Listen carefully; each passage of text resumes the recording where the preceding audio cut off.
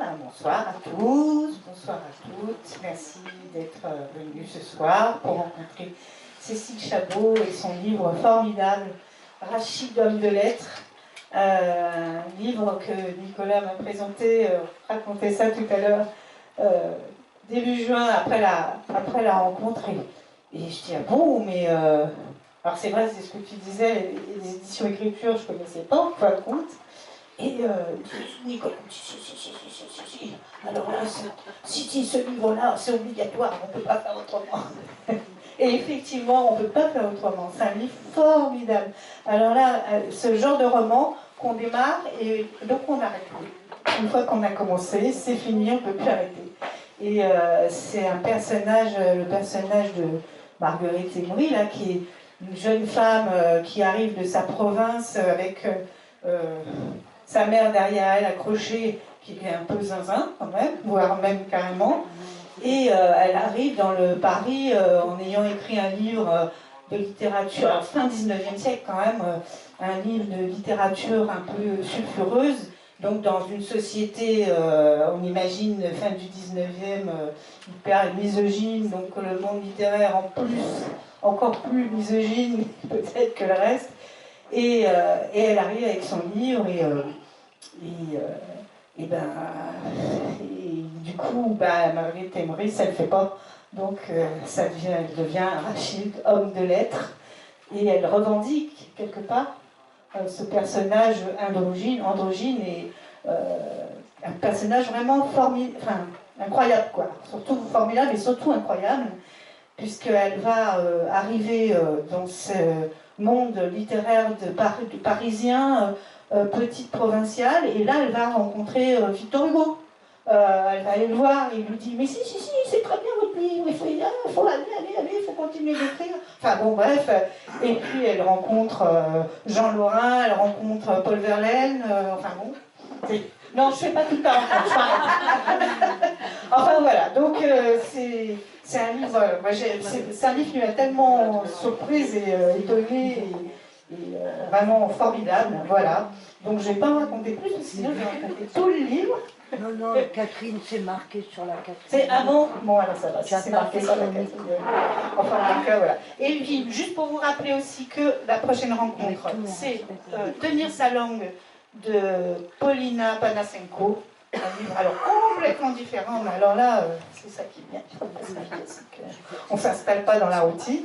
Et donc, du coup, voilà, ça sera un premier roman aussi. Eh bien, un premier roman aussi, qui a d'ailleurs été couronné par le prix féminin des lycéens. Et voilà, ça sera aussi une rencontre très intéressante. Voilà, et c'est le mardi 18 avril. Voilà. Bon, je crois que... Merci Catherine, et puis merci Cécile d'être venue jusqu'ici. Effectivement, pour vous... Ah oui, on se tutoie. Pour te présenter rapidement, en fait tu as déjà publié un livre en 2021 qui s'appelle Prof, enfin qu'est-ce que tu fais dans la vie Prof, qui raconte un peu ton expérience de prof de lettres dans un collège. De prof, que je suis toujours.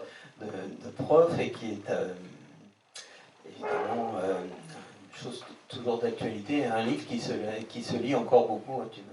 Oui, il a pas mal de succès, il se picore, c'est sur la chronologie d'une année scolaire, les meilleures anecdotes en 24 ans de carrière. Voilà. Je prépare le tome 2, puisque c'est un tonneau des Danaïdes qui ne les emplit pas, il se passe toujours quelque chose. Et donc, au mois d'août dernier est sorti ton premier roman, donc consacré à Rachid. Alors, Rachid, on l'a un peu oublié aujourd'hui, mais en fait, elle est surtout restée dans l'histoire parce qu'elle était l'âme, disons, du Mercure de France, qu'elle a créé avec son mari Alfred Valette, la revue Le Mercure de France, puis les éditions de Mercure de France, donc, qui ont publié vraiment tout ce qu'il y avait de plus original, le plus intéressant au début du siècle, en fait. Hein, se réunissait d'ailleurs au mardi Au mardi de Rachid, où on pouvait trouver aussi bien Valérie que Paul Léoto qui était chroniqueur là-bas, Fred Jarry, enfin tout un tas de gens incroyables.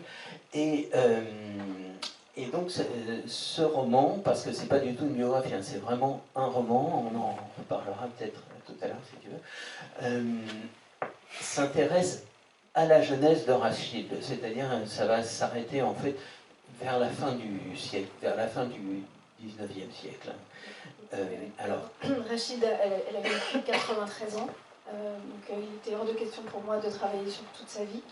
J'ai vraiment circonscrit l'histoire de sa petite enfance, sa jeunesse, jusqu'au roman qu'il a fait connaître et qui a scandalisé Paris, qui a été censuré, donc le fameux Monsieur Vénus. Voilà, je suis allée jusqu'en 1889 à la réédition de Monsieur Vénus. Voilà. Mais donc c'est toute cette première partie qui va expliquer finalement la femme extraordinaire qu'elle va devenir, puisque effectivement par la suite elle va devenir la patronne du Mercure de France. Et tout le monde, c'est vrai qu'elle est complètement oubliée aujourd'hui, mais tout le monde a connu Rachid. D'abord Rachid la scandaleuse, et ensuite Rachid la chroniqueuse du Mercure de France. Tous les écrivains voulaient être lus par Rachid. Tout le monde voulait aller à ces mardis littéraires que Léoto appelait les guignols de Rachid, mais c'était vraiment une personnalité du monde littéraire. Et, dans ce roman, on peut dire qu'il y a quelques thèmes quand même qui sont particulièrement présents, enfin qui tiennent à cœur, me semble-t-il. C'est d'abord comment devient-on écrivain, puisque c'est aussi l'histoire un peu d'une, comme tu l'as dit, d'une vocation, quoi, enfin d'un parcours d'écrivain, et surtout comment est-ce qu'on arrive à devenir écrivain publié quand on est une femme qui n'est pas du tout dans le milieu littéraire au départ, qui vient de province, qui est d'un caractère quand même assez rude, assez sauvage, enfin disons, elle fait pas de... elle n'est pas dans la séduction immédiate.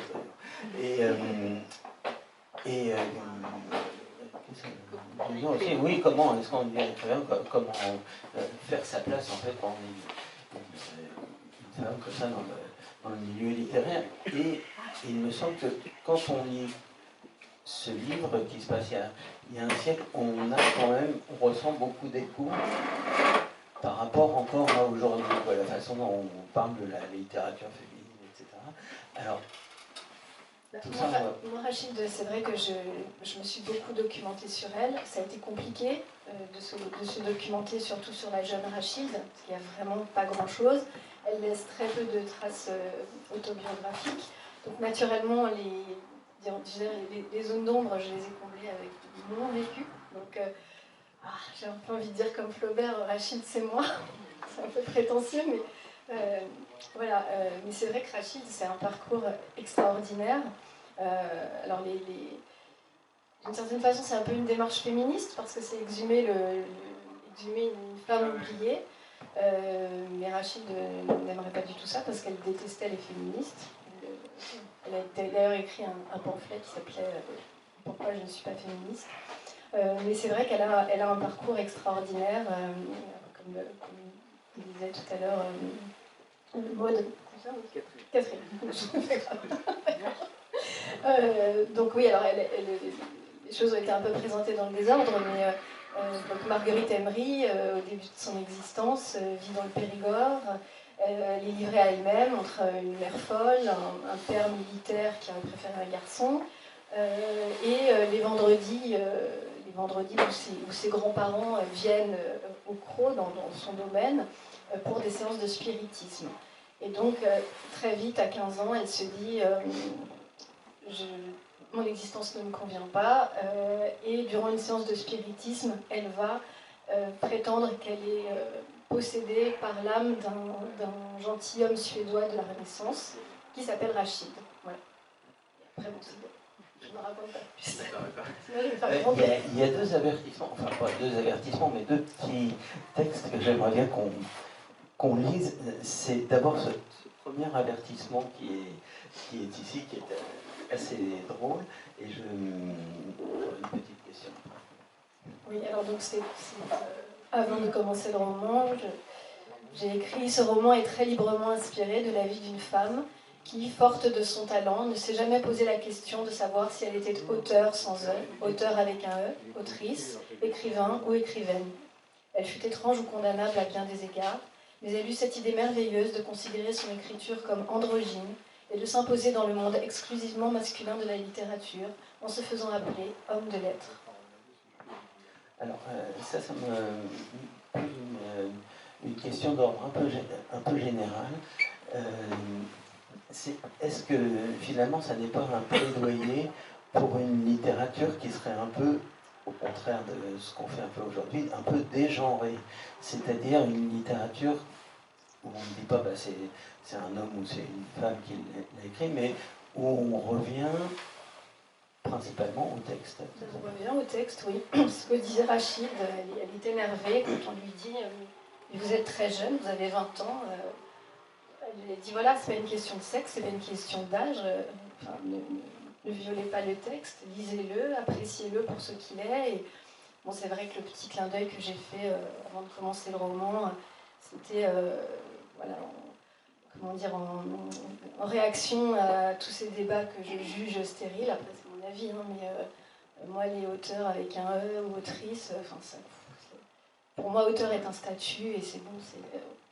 Pour moi, je suis auteur et j'ai fait exprès, j'ai fait comme Rachid. Alors, j'ai pas fait comme Rachid des cartes de visite sur lesquelles il y a marqué Rachid, homme de lettres. J'ai mis Cécile Chabot, auteur sans E. D'accord. Je suis très fière. Et pour ce qui est de l'aspect du livre, enfin la façon dont le livre il y a une figure, disons, qui donne sa forme au livre, c'est le personnage de Colette, parce que ton livre commence par une citation de Colette, et on verra tout à l'heure, se termine sur Colette aussi. J'adore Colette. Ouais, j'adore Colette. J'adore Colette, et donc j'ai voulu commencer effectivement par la citation que l'on trouve là sur... je peux la lire parce que c'est vrai qu'il me paraissait tout à fait... voilà. J'aime le courage féminin, son ingéniosité à organiser une vie blessée. Voilà. Ça me parlait bien parce que quand j'ai écrit Rachid, je n'allais pas très bien. Donc, vous voyez, enfin, on s'y retrouve tout le temps.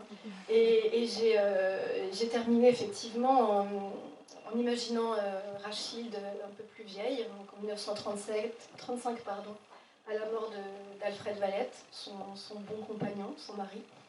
Et donc c'est une Rachid vieillie qui se retourne un peu sur sa vie et qui rend hommage à Colette, dont elle sent qu'elle va avoir une postérité alors qu'elle va tomber dans l'oubli. Voilà. Donc, j'ai pris beaucoup de plaisir à écrire cette lettre qui m'a aussi touchée parce que j'ai bien senti qu'elle aurait pu l'écrire. Et d'ailleurs, beaucoup de journalistes m'ont dit c'est bien que vous ayez publié une lettre de Rachid à la fin. Ça c'était vraiment, c'était très très sympa. D'accord. Le livre, pour ceux qui ne l'ont pas encore lu, est en trois parties en fait. Il y a une partie qui est consacrée, donc qui s'appelle Le Périgord, qui est consacrée à son enfance. Une deuxième partie sur sa carrière, disons, littéraire à Paris. L'arrivée à Paris, donc qui s'appelle Paris. Et la troisième qui concerne Monsieur Vénus. Oui. Donc la rédaction de Monsieur Vénus, voilà, qui va être en fait... Et sa publication, tout le problème que ça entraîne. Mais est-ce qu'on peut parler d'abord un peu de son enfance, parce qu'elle est quand même incroyable, et je pense que c'est quand même son enfance qui détermine beaucoup de choses de sa personnalité.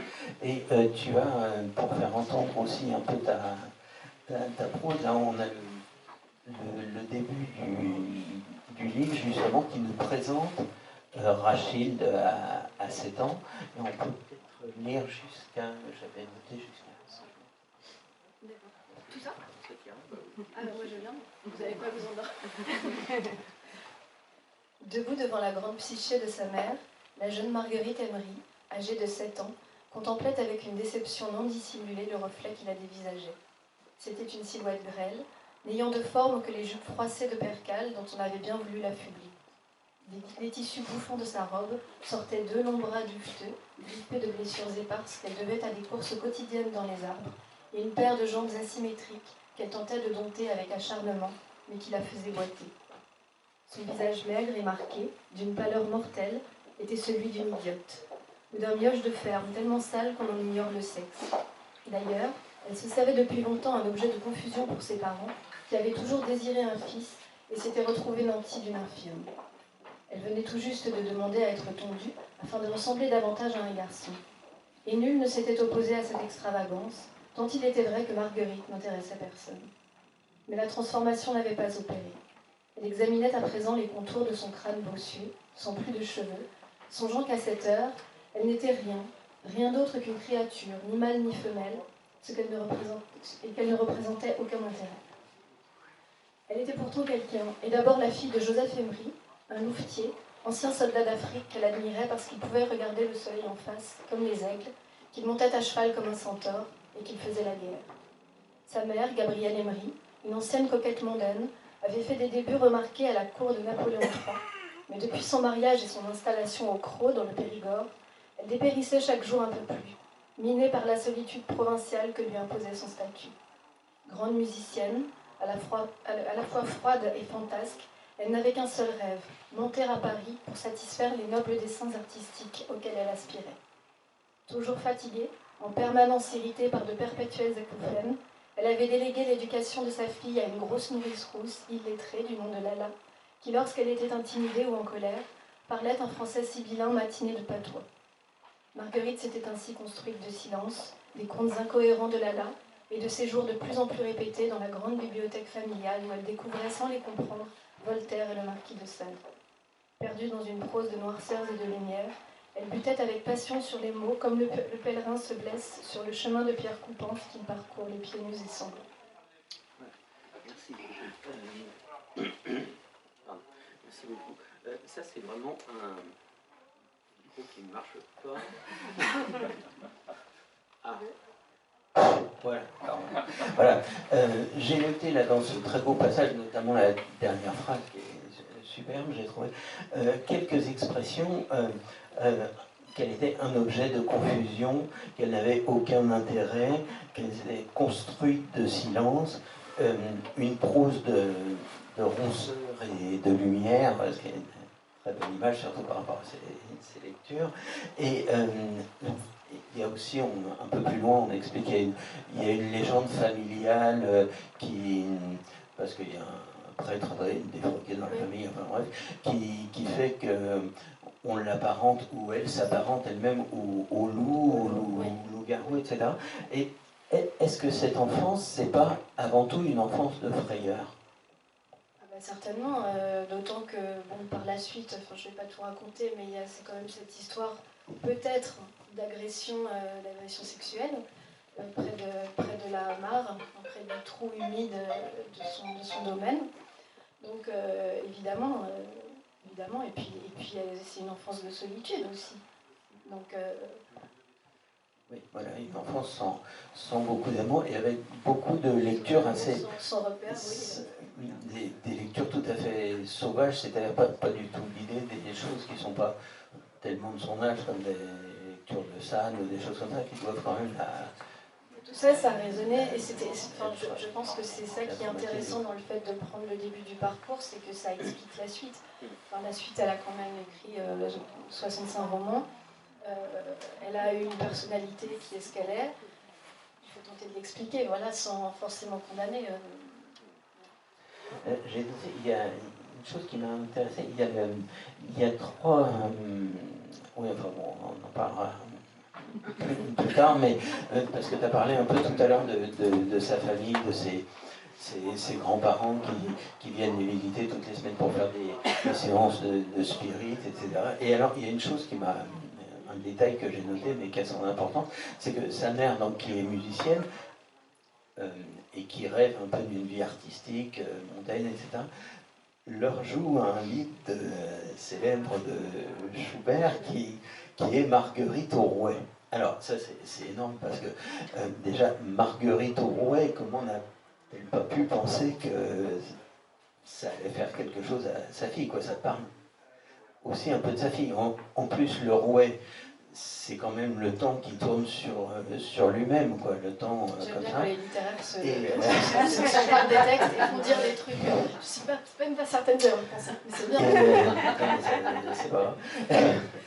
Et d'autre part, mais ça, je pense que tu l'as fait exprès, c'est que l'histoire de Marguerite au rouet, c'est Faust qui séduit Marguerite et qui l'abandonne, et elle, en l'attendant, elle tourne son rouet. Et ça fait écho à l'histoire d'amour qu'elle va, enfin, de désamour qu'elle va connaître dans la deuxième partie, avec un écrivain très célèbre. Avec Catulle Mendès. Voilà, et le fait que Catulle, elle est tombée, mais vraiment folle amoureuse d'Abraham Catulle Mendès, qui lui n'a absolument pas donné suite. Et elle a fait une espèce de crise d'hystérie qui l'a privée de l'usage de la parole et de ses deux jambes. Et donc j'ai imaginé que c'est à ce moment-là qu'elle avait réfléchi à la façon d'écrire Monsieur Vénus. Bon, ça c'est complètement inventé parce qu'effectivement j'ai imaginé que Jean Lorrain lui avait fait des lectures, que l'idée avait germé dans sa tête.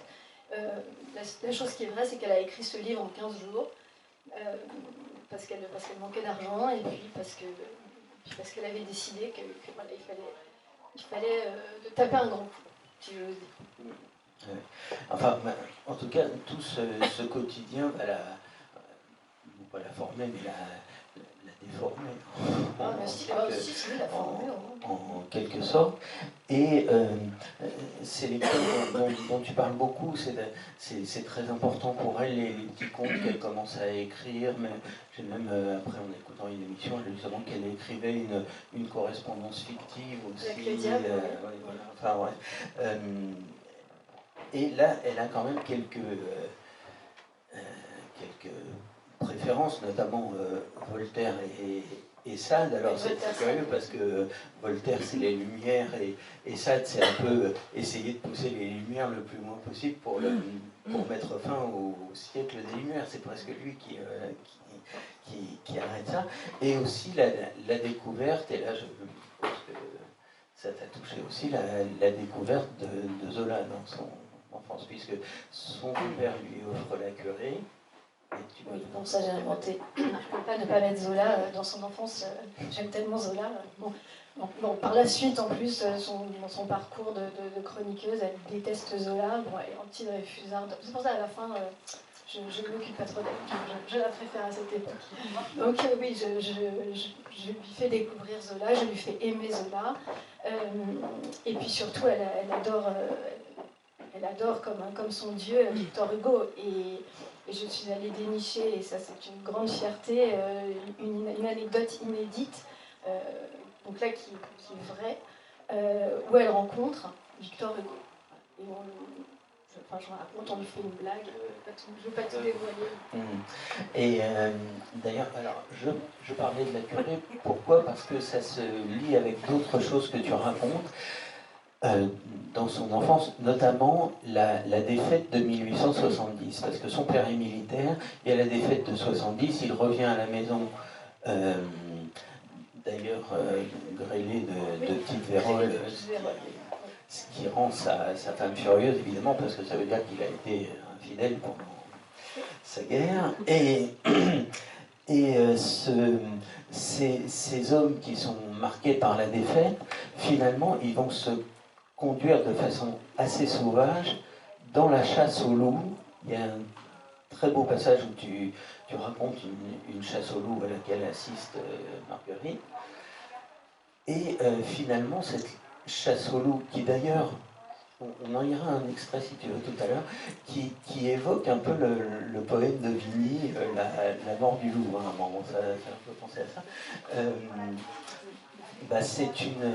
C'est la vengeance des vaincus, quoi. C'est un peu comme dans les nouvelles de Maupassant, des choses comme ça. On est un peu dans cette atmosphère-là, non? Oui, et puis bon, quand il va commencer aussi, parce qu'il va quand même commencer à battre sa femme, hein. Enfin, il va être après il va tomber dans une espèce de spirale de violence, il va boire, enfin bon, pour ça que Marguerite, elle il va étouffer dans ce climat. Puis il va vouloir la marier, elle va refuser, et elle préfère se suicider, elle va rater, vraiment. Non, sauf que là, je suis en train de chercher désespérément ma... Ah bah voilà, j'ai retrouvé le... Voilà. Non, parce que là, ça c'est un très beau passage, il faut vraiment que vous l'entendiez.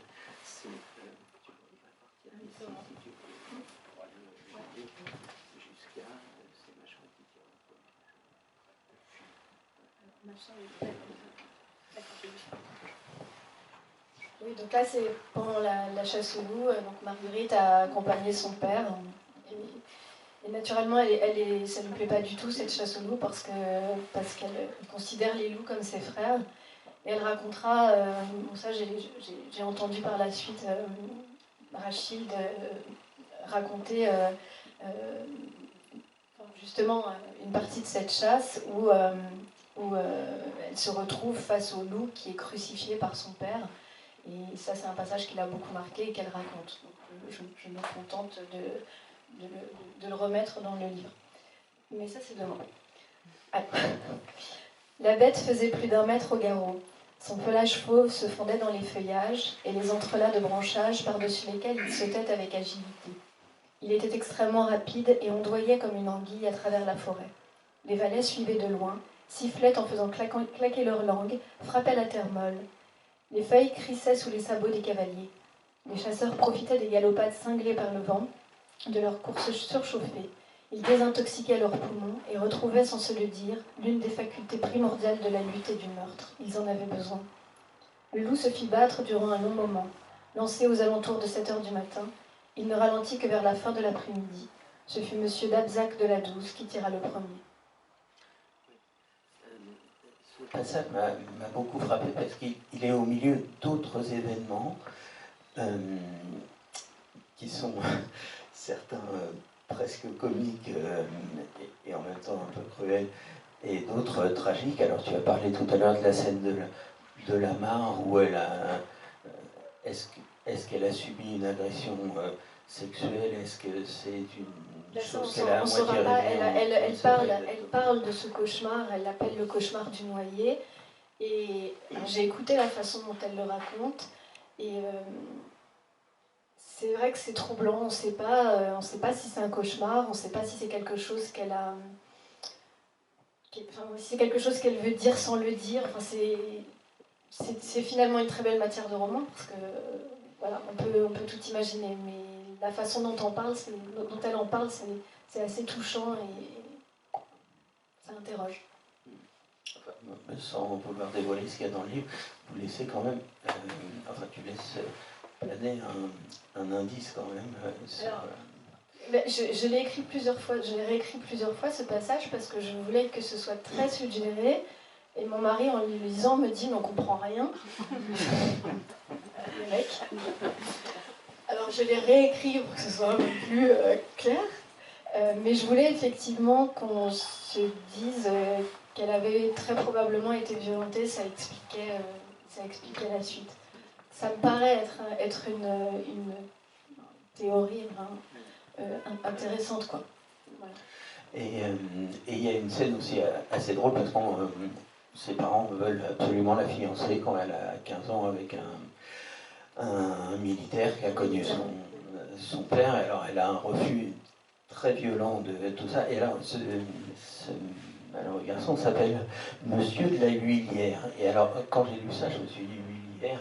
Alors en fait c'est son vrai nom, mais oui, c'est son nom. La Huillière, ça fait quand même penser à l'huile et tout ça, d'autant plus qu'ils ont un repas. Alors là, je ne voudrais pas tirer les choses trop par les cheveux, mais enfin, ils ont un repas où ils mangent avec ses parents et le fiancé de la bécasse truffée, qui est le... Alors, bécasse truffée, évidemment, ça peut s'entendre de... Non, mais je suis allée chercher quand même un repas à Périgordin, c'est pas non plus... De plusieurs manières, mais disons, déjà, bécasse, c'est pas très flatteur pour une femme, mais en plus, ça fait quand même un peu penser au conte de la bécasse et à cette atmosphère-là. Et ce monsieur Huillet, donc, eh bien, on en retrouve un écho, parce que quand elle va, la scène où elle va décroché le loup qui est crucifié sur l'arbre. Elle a une lampe, parce que ça se passe la nuit, elle a une lampe qu'elle va laisser tomber. Et elle dit, quand je me souviens de cette scène, je me souviens toujours de la sensation de l'huile qui coule sur mes doigts. Et alors, lui lire, je me suis dit, mais il y a un lien là. Ah bah, en effet, pas mal. D'accord. Oui, enfin, non, mais hier, il y a 2 ailes en plus, moi j'ai vraiment pas fait. Mais bon.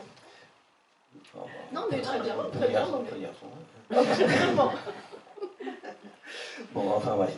Et donc, enfin, passons rapidement là-dessus. Donc, elle écrit de plus en plus, elle essaye de se faire publier dans les journaux, par une amie de la famille. Bon, on passe vite là-dessus, les gens le découvriront. Elle commence à publier des petits textes, et puis sa mère découvre quand même à l'instinct de découvrir qu'elle a un petit talent, et elle se dit, bah, rusée, quoi, disons.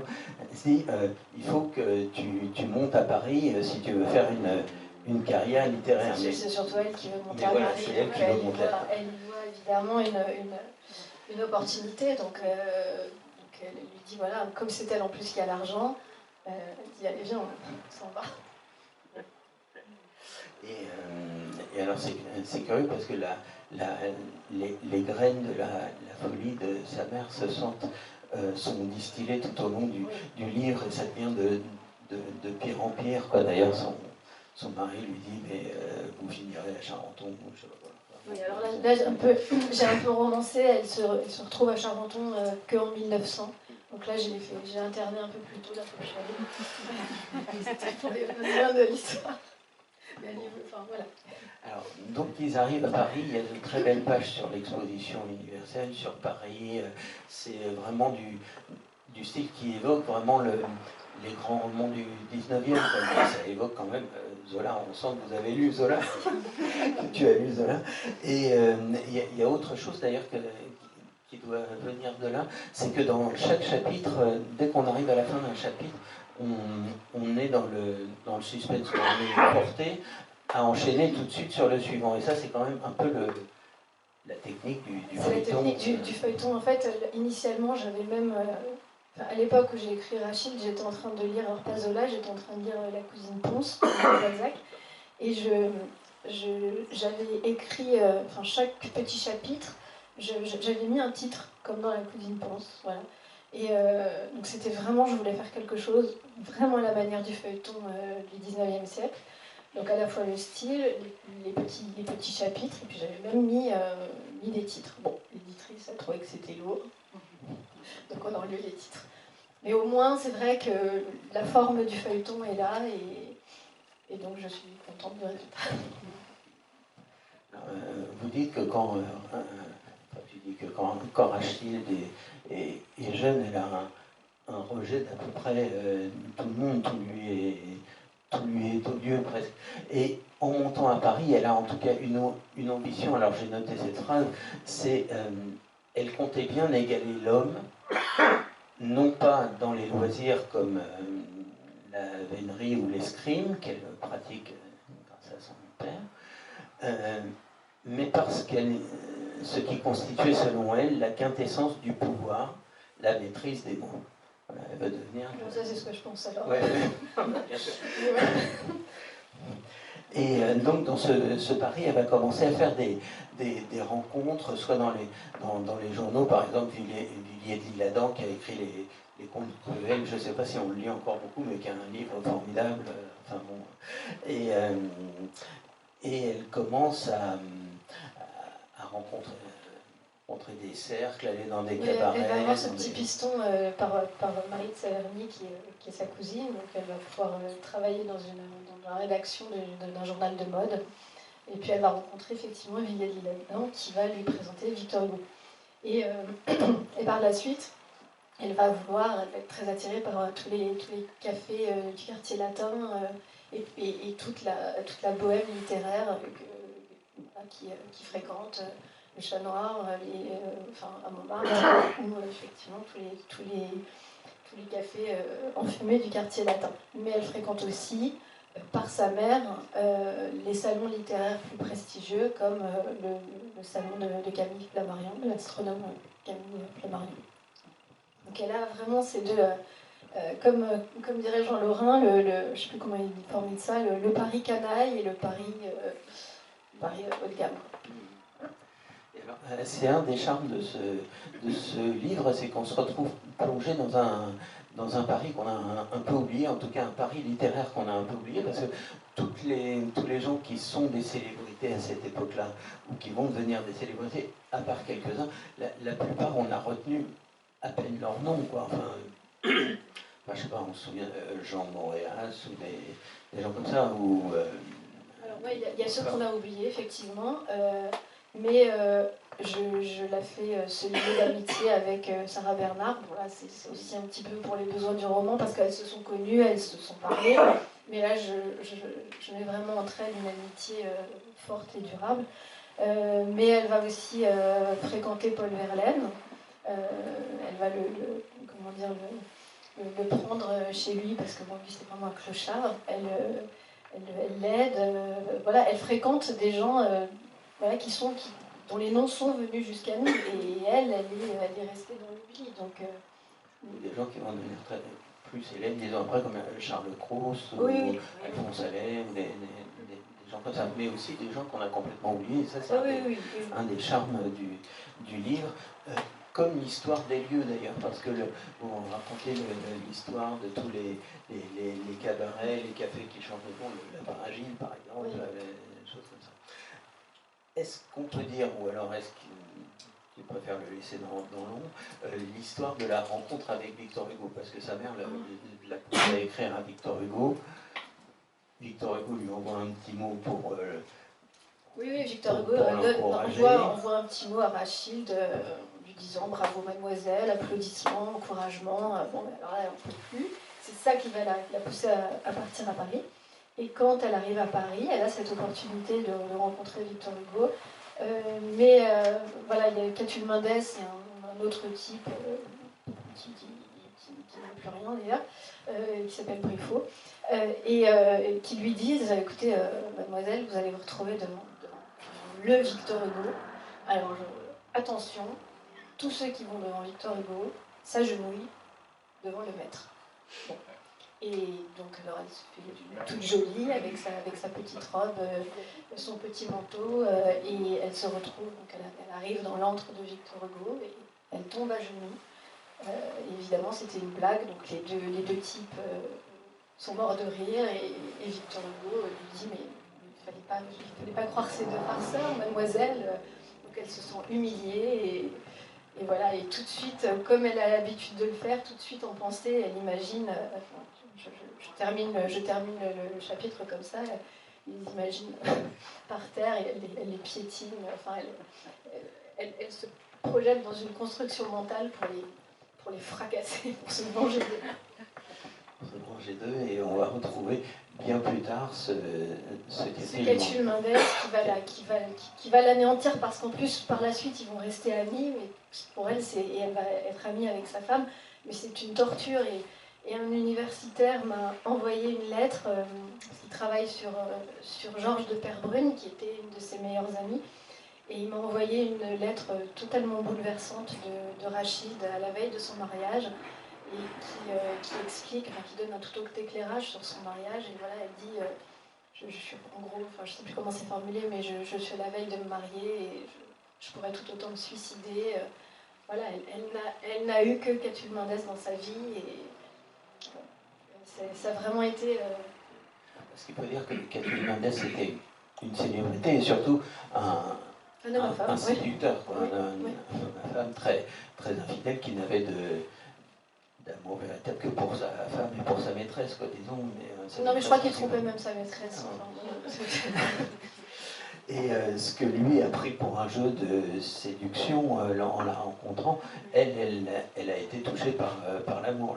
Oui, et puis d'ailleurs, quand elle le rencontre, elle ne comprend pas bien ce qui se passe, parce qu'elle n'a jamais été amoureuse. Enfin, bon, voilà, là, c'est vrai que j'ai un peu projeté... je pense tout ce qu'on a pu ressentir, toute femme, voilà, tout ce que les femmes ont pu ressentir face à un homme voilà, qu'elles ont trouvé extraordinaire, merveilleux, et puis par la suite, la grosse déconfiture, que là aussi, on a probablement toutes ressenti au moins une fois dans notre vie. Donc, voilà. Alors, avant de parler de la suite de sa carrière littéraire, j'aimerais bien qu'on parle, qu'on lise un petit passage qui est assez drôle. C'est justement sur...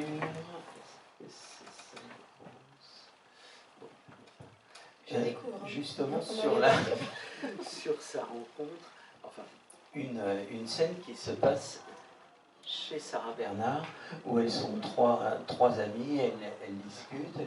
Alors j'ai choisi simplement la dernière page parce que c'est la plus significative. Si tu veux, partir ici. Donc elle était avec Georges de Perbrune et Camille Delaville. Ça, c'est encore des féministes de l'époque totalement oubliées. Et donc elles sont avec Sarah. Et je préfère rendre à César ce qui appartient à Jules. Il y a une réplique là, de Rachilde que j'ai prise telle qu'elle dans un de ses livres, parce que je l'ai trouvée très belle. Donc Sarah, Georges et Camille échangeaient avec passion, révoltées par l'indignité de la place faite aux femmes dans leur siècle. Rachilde ne disait rien, quand soudain elle murmura. Moi, je n'ai jamais eu confiance dans les femmes, l'éternel féminin m'ayant trompée sous le masque maternel, et je n'ai pas plus confiance en moi. J'ai toujours regretté de n'être pas un homme, non point que je prise davantage l'autre moitié de l'humanité, mais parce que, obligé de vivre comme un homme, de porter seul jusqu'à présent tout le lourd fardeau de la vie, il eût été préférable d'en avoir au moins les privilèges, sinon les apparences. Mais votre rêve est de devenir une femme de lettres. Non pas, je veux être androgyne des lettres. Il serait, quoi qu'il arrive, dans une société où même les mots auteur et écrivain n'ont pas de féminin. Et c'est heureux, coupa Rachilde. Écrivain est un statut. Tout de même, le langage est un reflet de ce que nous sommes. Voilà pourquoi il est inutile de le grimer bêtement, de vouloir le maquiller comme une fille. Défendez vos droits par la plume. Servez-vous de la langue telle qu'elle est. C'est comme cela que vous gagnerez l'estime de tous. Soyez sans sexe, écrivez. Les « e » importent peu. Georges évite une provocation, Camille un défi, mais aucune des deux ne prit l'adolescente au sérieux. Seule Sarah, l'immortelle, le monstre, reconnut dans Rachid l'impossibilité de la norme, du mariage, du bon sens, de la morale, des règles, de tout. Elle dit d'ailleurs à un autre endroit, c'est une idée qui revient dans tout le livre, ni femme ni homme, juste artiste. Oui. C'est la période d'ailleurs où elle va encore plus radicale, elle va couper ses cheveux, elle va faire une demande auprès du préfet pour pouvoir s'habiller en homme. Oui, elle va l'obtenir, alors ça c'est un grand mystère, mais elle va obtenir assez facilement de la préfecture une permission de travestissement, et elle va faire partie des seules femmes, de très rares femmes à Paris à pouvoir se balader en costume d'homme. Elle va couper ses cheveux, et elle va se promener comme ça, elle va se créer ce personnage, cette créature de monstre, enfin de monstre au sens de créature hybride.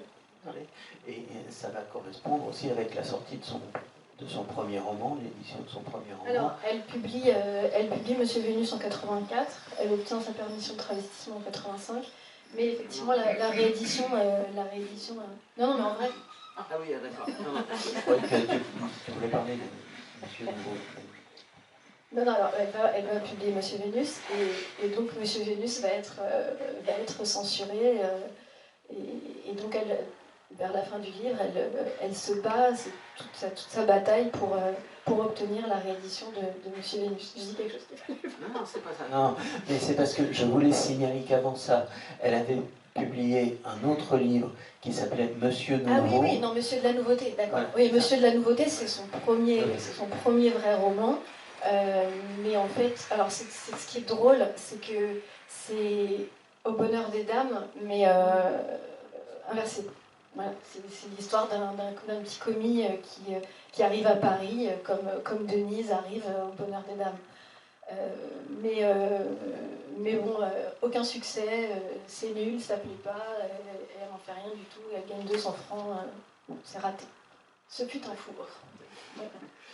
Mais finalement, après ces déconvenus avec Mendès et une période de grande dépression, justement ce qui va la conduire à écrire Monsieur Vénus, elle trouve que dans ce premier roman, elle n'avait pas été assez loin finalement, elle n'avait pas été assez radicale. Alors, est-ce qu'on peut dire, à mots suffisamment couverts peut-être, finalement, qu'est-ce qu'on trouve dans Monsieur Vénus?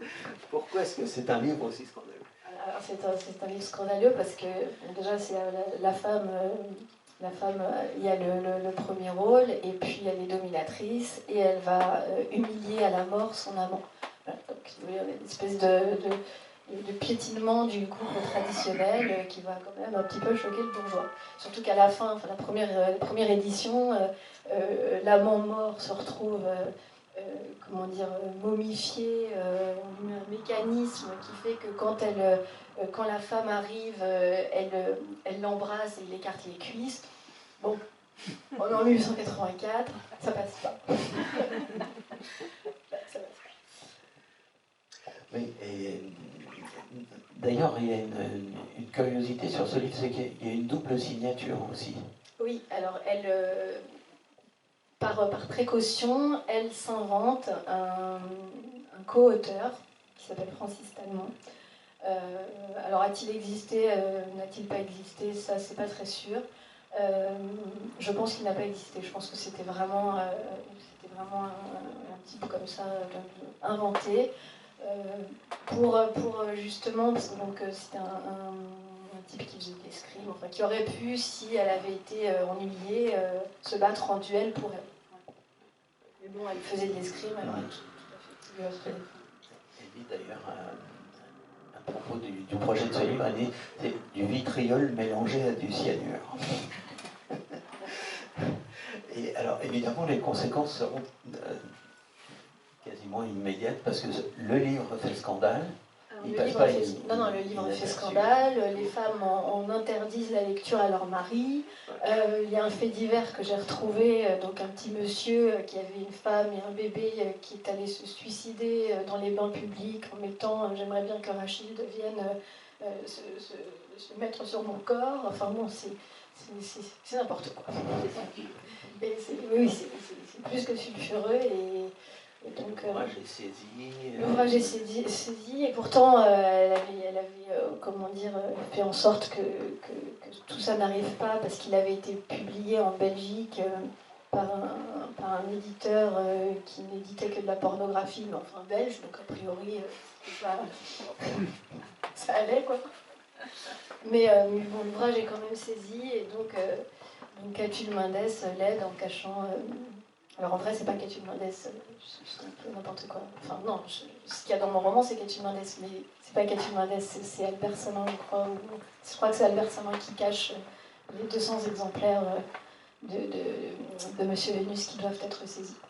Voilà. Parce qu'en plus des amendes et tout ça, elle est menacée. Si elle va en Belgique, elle peut se retrouver. Elle est menacée de prison, oui, mais elle fera jamais 2 ans de prison. Alors, il y a aussi de très belles pages, là, je passe vite parce qu'on ne peut pas tout dire, et puis il faut en laisser quand même un peu pour le lecteur, mais il y a de belles pages sur des rencontres qu'elle fait, et alors, notamment une avec Maurice Barrès. Alors, Maurice Barrès, il faut peut-être en parler aussi un peu, parce que ça va devenir plus tard une figure de l'extrême droite, disons, enfin, un écrivain nationaliste très rétrograde, etc. Elle aussi, par la suite. Mais dans sa jeunesse, c'est plutôt c'est le prince de la jeunesse, c'est quelqu'un de. Oui, ils ont une grande correspondance. Alors là, pour le coup, cette correspondance, elle existe et j'ai pu donc bien me documenter. Et c'est un peu son amoureux transi. Voilà. Il regarde les rares amours de Rachid et puis les jaloux. Et c'est assez intéressant de voir la façon dont ils échangent. Donc par la suite, effectivement, il va y avoir cet amour platonique avec Barrès, l'amour aussi platonique avec Jean Lorrain, qui est son ami, mais bon, qui a une admiration pour elle. Et puis cet amour naissant avec Valette, qui est quelqu'un d'assez fade, travailleur, mais vraiment aux antipodes de Rachid en termes de caractère. mais voilà, elle va quand même s'intéresser à lui. Il va y avoir justement donc ces trois figures masculines qui vont graviter autour d'elle. Alors, est-ce qu'on peut dire que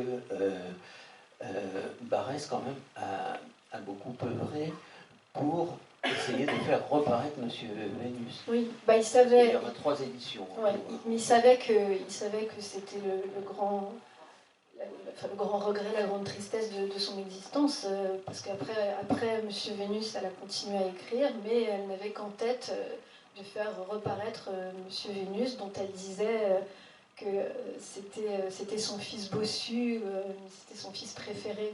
Je ne sais plus comment elle formule, mais c'est une très très jolie phrase. Et oui, donc il sait que la réédition de Monsieur Vénus lui tient terriblement à cœur, donc il va tout mettre en œuvre, et notamment écrire une grande préface et un article dans lequel il l'appellera très joliment Mademoiselle Baudelaire. C'était le titre que je voulais donner à ce livre au début, mais bon, le problème c'est qu'il y avait une BD qui s'appelait Mademoiselle Baudelaire et qui parlait d'une des inspiratrices de Baudelaire, donc il a fallu trouver autre chose. Enfin, celui-là, il est bien aussi. D'accord. D'ailleurs, ce qu'on n'a pas dit, c'est que le titre de ton livre, vient d'une carte de visite. Oui, elle avait fait graver ses cartes de visite Rachilde, homme de lettres. Voilà. Donc, là, pour le coup, si vous tapez Rachilde, homme de lettres sur Internet, vous verrez ces jolies cartes de visite. Elle avait aussi Enfin, il y a de très belles pages dans ce livre sur sur toute l'atmosphère de cette fin de siècle, et notamment des très belles pages sur les funérailles de Victor Hugo, auxquelles elle se rend toute seule. On sent qu'il y a un grand regret, là, et qu'en même temps, on perd l'écrivain vraiment de la France, quoi. Ça, c'est jamais là, c'est pareil, moi, vraiment, j'ai eu grand plaisir. Bon, j'adore la fin du 19e siècle. Et j'ai eu grand plaisir à aller dans les journaux de l'époque, voilà, pour me documenter. Ben, ça, c'est mon côté copier. Non, mais c'est un peu naturaliste, quoi. C'est-à-dire comme Zola, là, je peux pas aller sur le terrain, bien évidemment, mais en tout cas, je vais chercher des documents. Et puis à partir de là, j'écris, et puis j'imagine. Mais c'est vrai que j'avais envie que le lecteur se voit dans cette espèce de parce qu'il y avait une telle foule aux funérailles de Victor Hugo, enfin, je pense qu'on n'a pas idée. Effectivement, la France était orpheline. Les gens ont défilé plusieurs jours devant le catafalque. Et elle va écrire d'autres livres, évidemment, après. Et dans ceux qui sont cités dans cette période, il y a au moins deux titres, si tu veux en dire deux mots. Un qui s'appelle Amor, et qui est intéressant, qui est dédié d'ailleurs à Barès, je pense, et qui est intéressant parce qu'elle écrit une préface moi, je me sur elle-même. Oui. Alors, moi, les livres de Rachid, je ne peux pas trop en parler parce que j'ai lu Monsieur de la Nouveauté, ça, je ne peux pas faire autrement, j'ai lu évidemment Monsieur Vénus, j'ai lu La Tour d'amour. Et alors, Amor, effectivement, j'ai lu La marquise de Sade. J'ai pas lu. Ça peut dire, hein. Mais voilà, non, Amor, évidemment, la préface donne des informations sur sa jeunesse, donc c'était évidemment très intéressant. Et puis elle est très touchante, cette préface, parce qu'elle dit à un moment, elle parle d'elle à la troisième personne, et elle dit qu'elle est en train de verser quelques larmes, mais que ça ne va pas durer.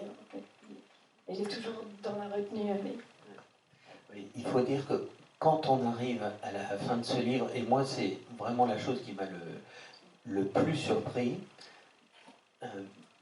parce que je partais en fait avec le peu que je savais sur Rachid, c'est-à-dire ce qu'en ont dit les autos, ce qu'en ont dit les surréalistes, etc., c'est-à-dire tous les gens qu'elle détestait et qui ne pouvaient pas même la supporter.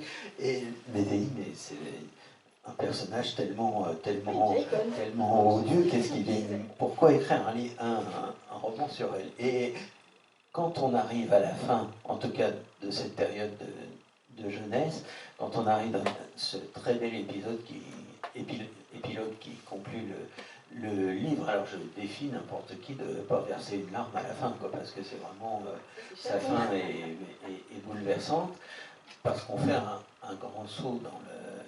On peut le lire, hein, c'est pas un élément de suspense, on fait un saut dans le temps, et elle écrit une lettre, comme tu disais tout à l'heure, à Colette en 1935, c'est-à-dire après la mort de Valette, après 40 ans de Mercure de France, et où là, peut-être tu veux en parler, elle fait le bilan un peu de sa vie, de ce qu'elle va devenir, de l'oubli dans lequel elle va tomber, et il y a un passage de relais avec Colette, il y a une reconnaissance.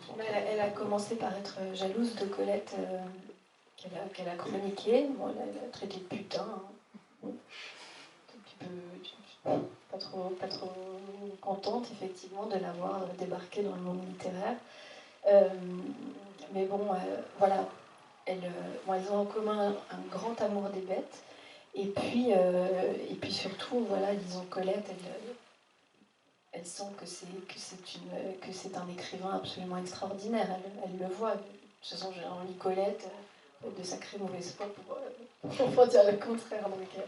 Donc non, Rachid, elle est professionnelle et voilà, je dis pas qu'elle va tomber amoureuse de la prose de Colette, mais enfin, voilà, elle va pas pouvoir faire autrement que selon moi, voilà, cette lettre finale me semblait une telle évidence. Je pense pas faire déshonneur à sa mémoire. Ouais, Alors, est-ce que tu accepterais qu'on dise, en tout cas moi c'est comme ça que je l'ai ressenti, que cette lettre imaginaire, mais de Rachid à Colette, où elle l'appelle, je sais plus quoi, ma chère Colette, est-ce que c'est pas aussi une lettre de Cécile Chabot à Colette? Mais bien sûr, mais c'est ce que j'ai dit au début. Toutes les zones d'ombre, Cécile Chabot les a comblées avec son histoire, avec son vécu, avec ses tristesses, avec ses regrets. Et j'ai pas l'âge qu'avait Rachid en écrivant cette lettre, mais moi aussi j'ai des regrets, moi aussi je sens qu'il y a des choses qui m'échappent, qui vont m'échapper, et j'ai essayé de le dire aussi là. Et j'ai essayé aussi de faire une lettre un peu universelle, parce que voilà, je discute avec mes amis, mes amis ES, là pour le coup, c'est des douleurs et des ressentis de femmes. Voilà. Elles ont ouvert quand même un peu la voie de beaucoup d'écrivains femmes. Et il y a aussi dans cette dernière lettre l'espérance d'une redécouverte à laquelle tu peux dire quand même j'espère modestement y participer. Effectivement, sur mon profil Facebook, je crois que tous les jours, je suis là en train de harceler tout le monde. N'oubliez pas Rachid. Et puis je balance des photos. Voilà, je pense que, en tout cas, les gens qui me suivent doivent être gavés de se dire bon, c'est bon, il nous saoule celle-là. Mais bon, il y a bien quelqu'un qui va enfin s'emparer de Rachid et dire oui, bon il faut lui la remettre à la place qu'elle mérite. Voilà, je pense qu'il y a quand même pas mal de primitifs hommes qui sont arrivés jusqu'à nous, qui ont leur place dans les manuels littéraires scolaires. Je pense que Rachid a largement sa place, ce serait bien mérité. Ces deux rééditions, d'ailleurs, ont été les deux rééditions chez Gallimard, Mademoiselle Sade et Monsieur Vélis, Marquise de Sade, ont quand même été remis à jour, enfin, été remis en évidence à la sortie de alors oui, coïncidence, je ne sais pas, je ne crois pas. J'ai un petit peu de mal à y croire, mais effectivement, Rachid, enfin le Monsieur Vénus... avec une excellente préface, on en disait du bien tout à l'heure. Non, alors voilà, non, je suis obligée de le dire. Alors quand même, je vais vous lire ça, pour une demi-seconde la préface de Rachid. Je passe les préfaces pourries. Alors, la préface de Rachid, donc R et FT, c'est-à-dire Rachid et Francis Talmont. Nous prévenons nos lecteurs qu'au moment où ils coupent ses premiers feuillets, l'héroïne de notre histoire passe peut-être devant leur porte. C'est simple, de bon goût, bref. Mais non, donc Gallimard republie Monsieur Vénus avec 2 préfaces de 2 néo-féministes qui sont, je trouve, des verrues sur cette pépite, sur ce bijou fin de siècle. Voilà, donc elles nous font 2 préfaces où à la fin, alors l'une d'entre elles, c'est « Ah, j'aurais imaginé cette fin-là », et puis elles nous réécrit l'histoire avec du vocabulaire woke, il y a 3 personnages, une parle de trouble, enfin c'est un scandale, je comprends pas. Je comprends pas. C'est tellement joli de laisser la préface initiale, mais non, il fallait flatter les néo-féministes, les misandres, enfin bon, bref, je suis fâchée. Mais bon, ça vaut le coup d'être... Voilà. Moi, je l'ai dit, oui, mais c'est dommage parce que c'est vrai que ce texte est juste merveilleux. C'est un peu à la mode, quoi. Et en phrase de conclusion, en tout cas pour moi, après je te laisse la parole et puis on parlera. Mais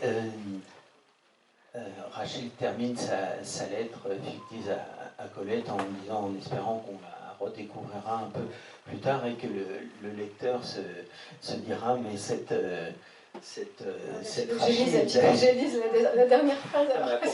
Pourquoi pas, non, c'était pour te faire un compliment. Ah bah oui, bah lis là, d'accord, lis les dernières phrases. Tu peux faire le compliment après.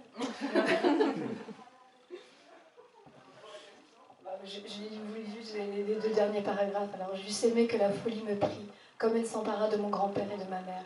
Les fous sont dans leur monde et ce monde n'est pas le mien. Alors, que ferais-je à présent, ma bonne Colette? Rester dans l'ombre et prier pour qu'un jour lointain, on exhume la pauvre Rachel d'un tas de livres anciens sous lesquels on l'avait remisée sans y penser. Et dès lors, en me redécouvrant avec un œil nouveau, à la lumière d'une modernité dont j'ignore tout, on dira peut-être enfin de moi, cette femme du Dieu, quel homme de lettres. Eh bien, moi je dis, cette Cécile, quel homme de lettres. Et il faut absolument lire son livre et Monsieur Vénus en priorité, repartez avec ces livres-là. Vraiment, c'est un plaisir de style, on apprend beaucoup de choses, on passe d'un chapitre à l'autre d'une façon tout à fait allègre. C'est vraiment un des grands bonheurs de cette année, quoi. Et on n'a pas dit le plus important, avant de vous passer la parole. On a un scoop pour vous. Ah oui, bah vas-y. Vous allez être dans les premiers à le savoir. C'est qu'au mois d'août prochain, eh bien, Cécile va sortir déjà son 2e roman. Voilà. Tout à fait différent. Ah oui, complètement différent. Et bien, je ne sais pas, tu reviendras pour en parler. Ouais, avec plaisir. Et donc, mais on vous en reparlera, mais vous verrez, c'est très, très original et tout à fait différent. Pendant la Seconde Guerre mondiale, c'est sur un homme qui a été à la fois... En fait, c'est le secret honteux de ma famille. Un homme qui a été à la fois collabo pendant le début de la guerre et qui a été, qui a été déporté à Auschwitz et à Buchenwald. Donc il y a un procès pour savoir ce qui s'est passé.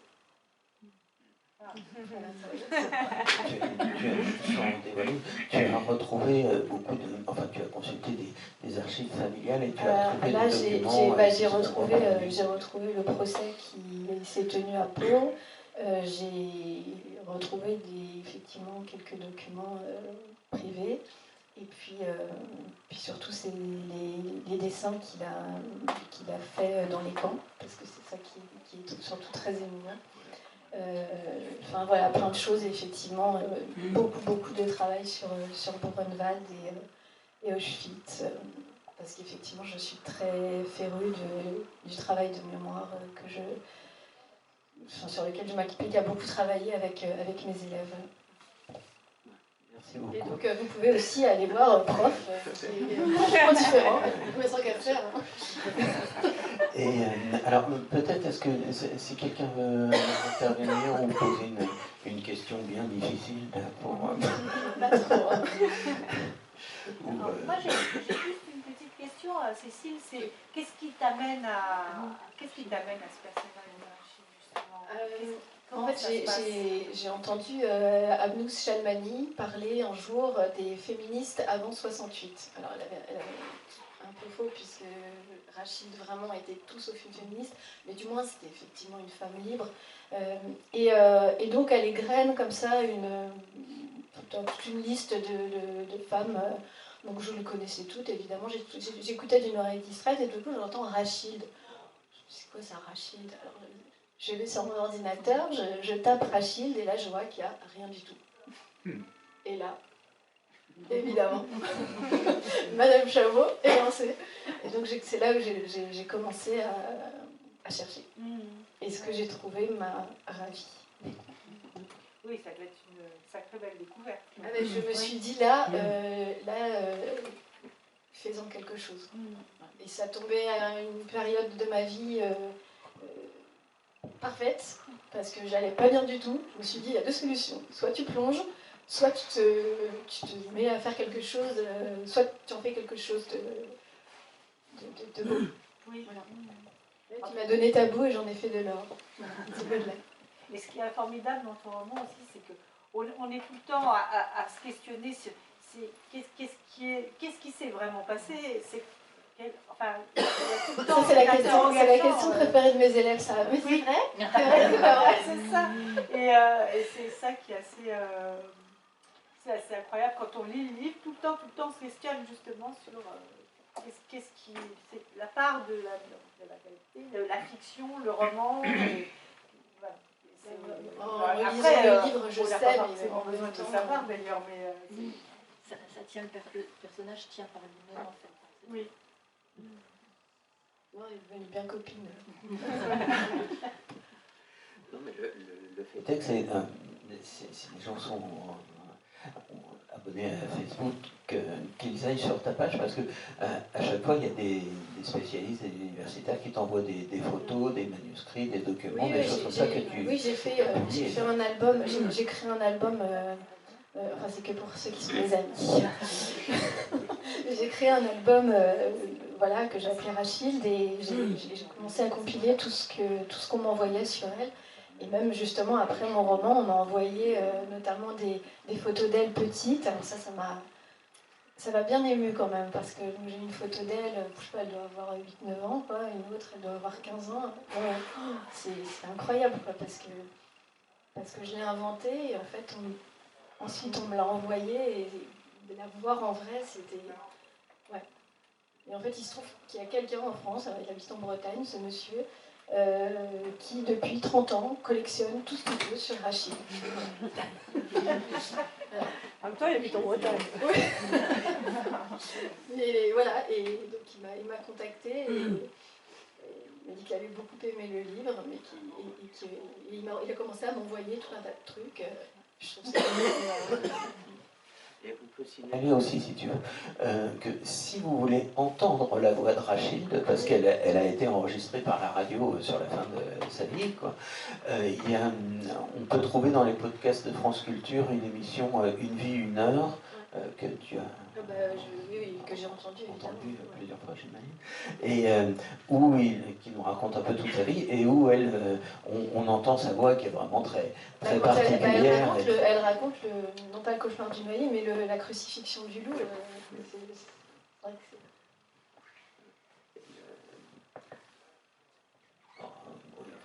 Enfin, c'est un personnage très, très fascinant. En tout cas, même quand on l'entend parler, on se dit, c'est à la fois une autre époque, et en même temps, c'est presque ça c'est la magie des archives de la radio, c'est presque un fantôme, quoi.